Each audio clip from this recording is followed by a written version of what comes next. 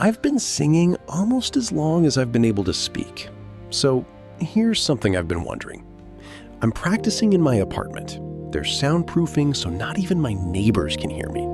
I sing one of the best performances I've ever sung at any point in my life. But did I? There wasn't a soul around to hear me. How is it even a performance when I was the only person in attendance?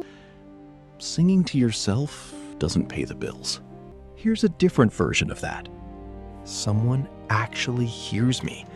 The soundproofing failed, and they heard every note.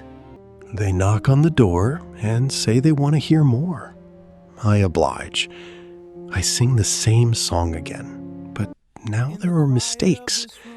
I'm not as perfect as I was a moment ago, but I'm so much better than I was too. The energy they're feeding me makes me come alive, and I give it my all. So, what changed? I made more mistakes, but I was better. Why did that happen? It's because I had an audience. Okay, let's go beyond my singing. I was told that even as a child, I could walk into a room and people would notice me. Thank you. I didn't understand why. I still don't. Then there was this Sunday. I went out alone, expecting I'd probably run into somebody I knew. Good to see you, man. I did. You too. But a stranger also told me he felt like he needed to know me. Said I seemed like a great person. He'd never met me before that hour. Here's where it turns, though. Getting someone's attention isn't the end of power. What happens after they give it to you? You give attention back. Rich or poor, ugly or beautiful, inside and out, it never really mattered to me because you were still human. I treated the starting condition the same way every time. You're human. Therefore, I'll pay attention to you. In this case, the room is affecting me, and I'm affecting the room. Now, my mother, she told me she always knew I'd do great things. She didn't give me the dream. I had it. She didn't create the potential. I already believed it was there. But her words changed what happened next. I worked harder because another human being had recognized something I already believed existed. There are times that power comes from a sentence. Then something happened that I couldn't have scripted before I published episode 1 on YouTube. I recently made a film. 5 people watched it. 5. 2 of them were coworkers. Both told me they loved it. And both told me what they thought it meant. And they both gave me different answers.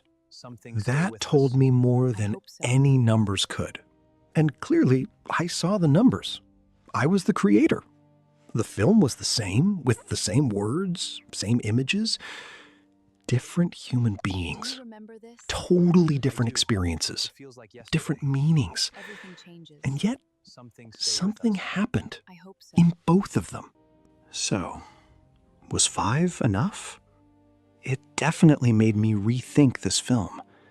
Their reactions to the first one changed what I thought about the next one. We think 5 is nothing. 5,000 starts getting interesting. 500,000 means influence. 5 million means power. But why? If one person thinks differently because something you made entered their life, something happened. Let's start small again and go even bigger since we're here. We started with 1 voice, then we had 1 listener, then there were 5 views, then there's a congregation, and then 1,000 views, then 1,000,000, and then the whole world. Is the whole world enough for power?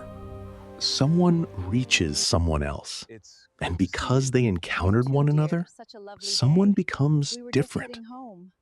Power isn't only this. Political power exists, economic power exists, physical power exists, Social power exists.